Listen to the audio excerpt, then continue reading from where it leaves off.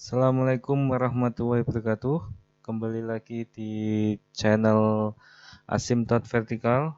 Pada kesempatan kali ini kita akan membahas mengenai regresi linear sederhana oleh tim dosen pengantar metode statistik 2020 Institut Teknologi Kalimantan. Mengingatkan kembali bagi para pemirsa ya yang belum subscribe, silakan tekan tombol subscribe di pojok kanan bawah dan klik tanda lonceng sehingga jika ada update informasi atau update video bisa lebih cepat mendapatkannya.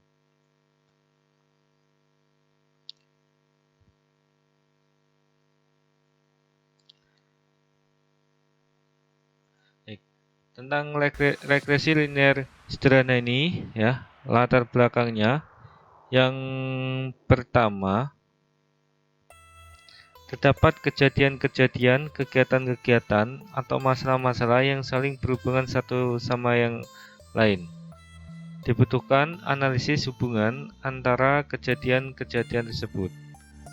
Dan yang ketiga, perlu dibahas mengenai bentuk hubungan yang ada atau diperkirakan ada antara kedua peubah tersebut.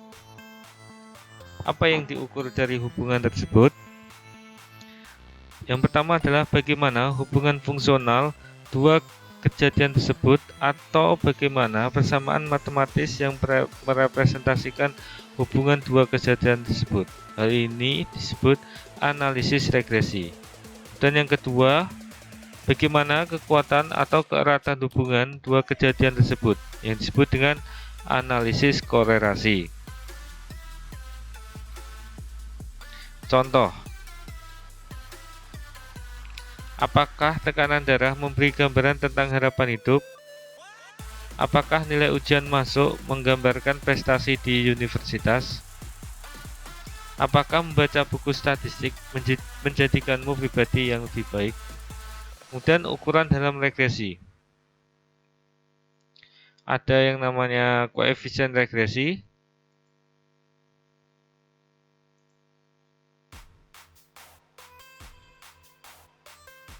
Ada juga yang yaitu koefisien regresi mengukur besarnya pengaruh X terhadap Y. Dan ada yang disebut koefisien korelasi mengukur kuat tidaknya hubungan X dan Y. Plot hubungan dua variabel atau yang kita sebut dengan scatter plot. Nah, scatter plot ini secara visual ya, melihat hubungan dua variabel. Nah, di sini garis koordinatnya ada sumbu X dan ada juga sumbu Y. Tiap pengamatan diwakili oleh satu titik. Scatter plot berguna untuk yang pertama membantu dalam melihat apakah ada relasi yang berguna antar variabel. Dan yang kedua, membantu dalam menentukan jenis persamaan yang akan digunakan untuk menentukan hubungan tersebut. Hubungan antara variabel dapat berupa garis lurus yang disebut linear ataupun garis lengkung kurva nonlinear atau bahkan tidak terlihat pola tertentu.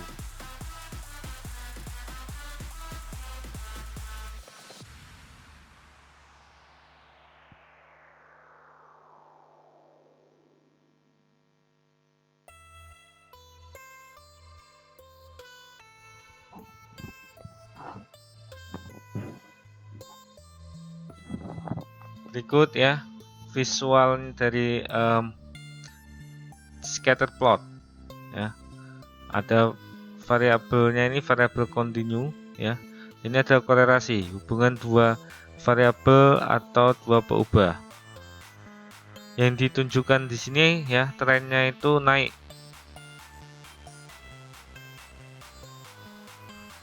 Nah, hubungan antara dua variabel kontinu ya.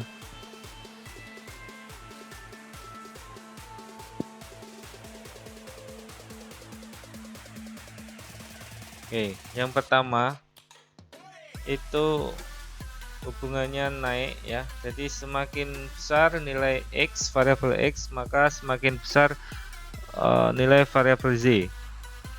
Sedangkan yang kedua ya, bentuknya ini lengkung. Kalau ini linear ini lengkung ya, kalau ini berpola. Dan yang keempat ini yang tanpa pola.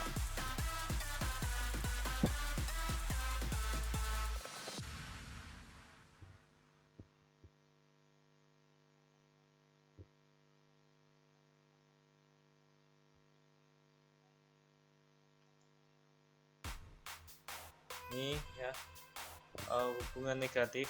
Jadi semakin besar nilai X, maka semakin kecil nilai Z. Begitu juga sebaliknya. Kalau ini positif, semakin besar nilai X, semakin besar nilai Z. Kalau ini ya tidak beraturan ya, tidak berpola. Nah, kemudian kita bicara mengenai koefisien korelasi Person. Nah, ini adalah rumusnya ya.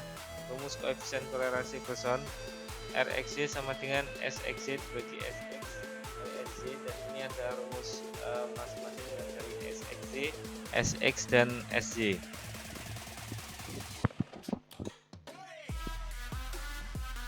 Nah, nilai korelasi Person ini, koefisien korelasi Person itu antara negatif 1 dan 1. Semakin mendekati 0 berarti lemah nilainya. Keterangan dari koefisien korelasi Person.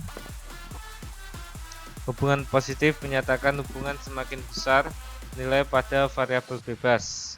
Diikuti pula perubahan dengan semakin besar nilai pada variabel terikat. Hubungan negatif menyatakan hubungan semakin besar nilai pada variabel bebas. Diikuti pula perubahan dengan semakin kecil nilai pada variabel terikat. Koefisien korelasi ya, jika R-nya itu sama dengan 1, hal ini menyatakan hubungan yang sempurna kuat. Dan jika R sama dengan 0,5 menyatakan hubungan sedang, dan jika R sama dengan 0 menyatakan tidak ada hubungan sama sekali, yaitu dua variabel tidak berhubungan.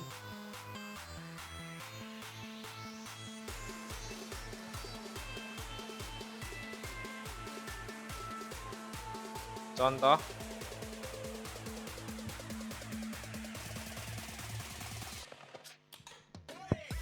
data dua peubacak berat badan bayi dalam satuan kilogram dan ukuran dada bayi dalam ukuran cm. Dengan menghitung koefisien korelasi Person, bagaimanakah hubungan antara berat badan bayi dan ukuran dada bayi? Jadi ini ada 9 ya, 9 data gitu ya. Berikut ada cara menjawab ya dari contoh soal tadi.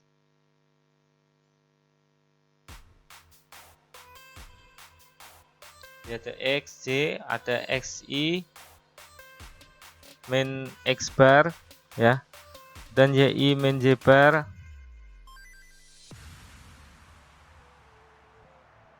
Ada A kali B gitu ya. A itu maksudnya adalah XI min X bar. Kemudian B maksudnya adalah YI min Y bar. X bar itu artinya adalah rata-rata dari yang X ya. Kemudian Y bar juga maksudnya rata-rata dari Y. Dan ada A kuadrat, B kuadrat, dan temukan nilai ya yang dicari yaitu Rxz, yaitu korelasi antara variabel X dan Z.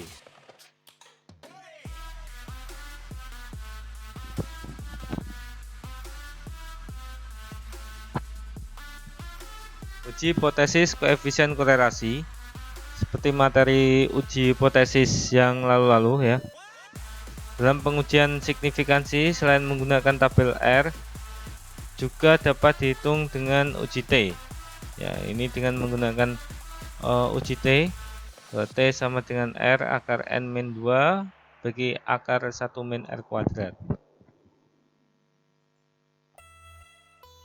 Jadi nilai R tadi ya belum ditentukan, misalnya nilainya 0,7, 0,8, kemudian belum bisa disimpulkan apakah ada hubungan positif, negatif, atau bahkan tidak ada hubungan, maka digunakanlah uji hipotesis koefisien korelasi, bahwa H0-nya ya, H0 harus selalu rho sama dengan 0, sedangkan H1 sedang tergantung klaimnya ya, bahwa ini bisa positif, negatif, atau tidak sama dengan. Kalau tidak sama dengan seperti ini H1-nya, maka daerah penolakannya ya dibagi menjadi dua, yaitu T lebih dari T alfa per 2 dengan derajat kebebasan N-2, atau T kurang dari negatif T alfa per 2 dengan derajat bebas N-2.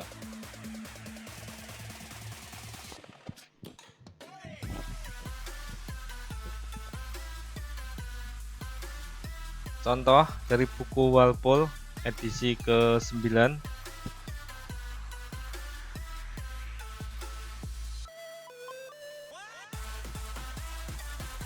Misalnya ini suatu soal ya, mengikuti tabel yang nanti akan ditunjukkan untuk tentang gravitasi dalam gerak. Nah, ini tabelnya ya, tabel dari 29 data.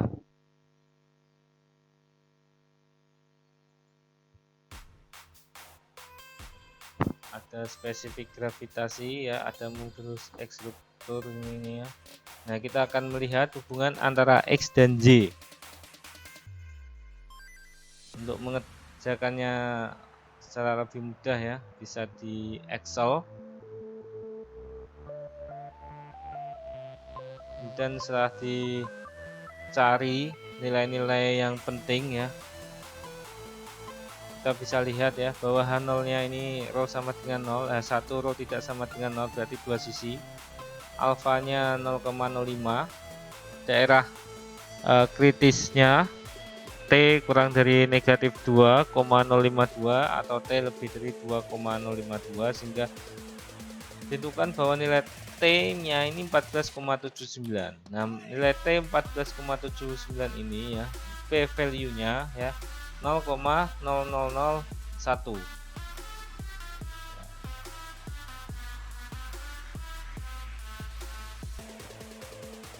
Oke ya, jadi nilai P ini, P adalah nilai yang dibatasi oleh nilai T 14,79 yang diarsir ini ya. Yang diarsir wilayahnya 0,001. Nah, seharusnya ya, kalau misalnya H0 ya diterima, maka jawabannya harus lebih dari 0,025 karena ini alfa dibagi 2 ya. Jadi karena nilai 0,0001 ini kurang dari 0,025 ya, sebenarnya nilainya lebih kurang dari 0,01 ya, maka ya, bahwa daerah nilai T-nya ini ada di daerah penolakan ya, jadi penolakan H0, jadi tolak H0 sehingga ya ada hubungan linear, jadi tolak hipotesis dari hubungan tidak ada hubungan linear. Jadi yang benar adalah ada hubungan linear.